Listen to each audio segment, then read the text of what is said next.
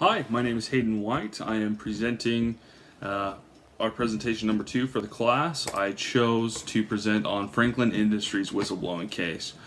Natalie is a employee CPA for Franklin Industries, and she has discovered some suspicious activity from her manager, Denny King.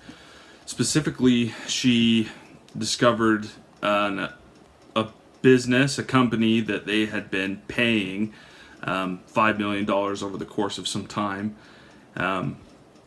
that didn't have any prior records or paperwork for that company or those payments. And she got internal audit involved, and they did confirm that the account that the payments were going to belonged to a sister of Denny, the manager, and that those funds eventually ended up back in an account that Denny owned.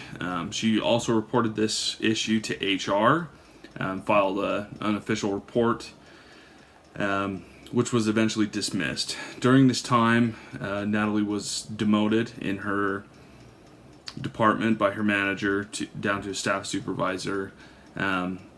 She's lost the support of her friend Roger, who's kind of warned her that she may lose her job or other difficulties if she goes to the board, run heavily by the CEO.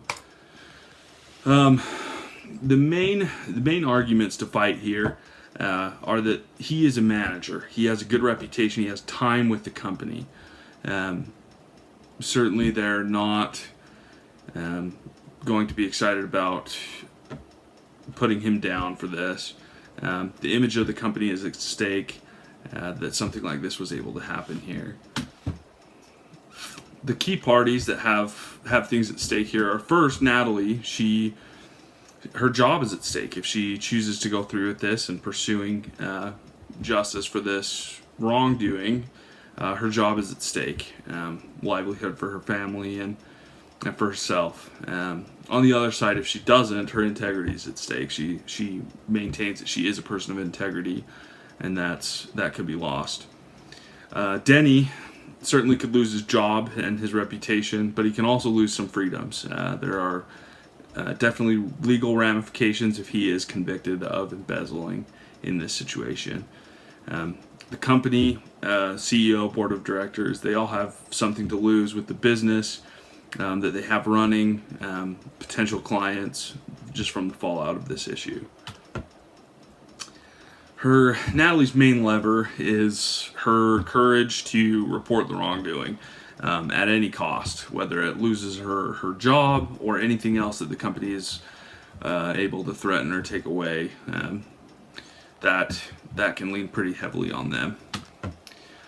The most persuasive argument against what they have to say is going to be presenting facts. Internal audit has looked at this and confirmed some very specific fraudulent activity. It's not going to be difficult to provide these facts for the board to show the wrongdoing here. But also convincing the board and the CEO of their obligation towards professional responsibility. Certainly as a public company, there's responsibility to the public and to be a responsible organization. Is certainly important. In conclusion, Natalie is a person of value and morals. She stated that, and that she's not afraid to stand up and report something like this. That's certainly going to be the best thing for her to do from an ethical standpoint.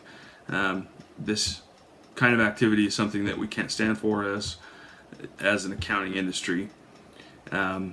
And doing the right thing has its rewards. She may lose her job, she may lose other things, but her integrity maintains intact, and there are certainly other positives. So, thank you for listening. That concludes my presentation on this case.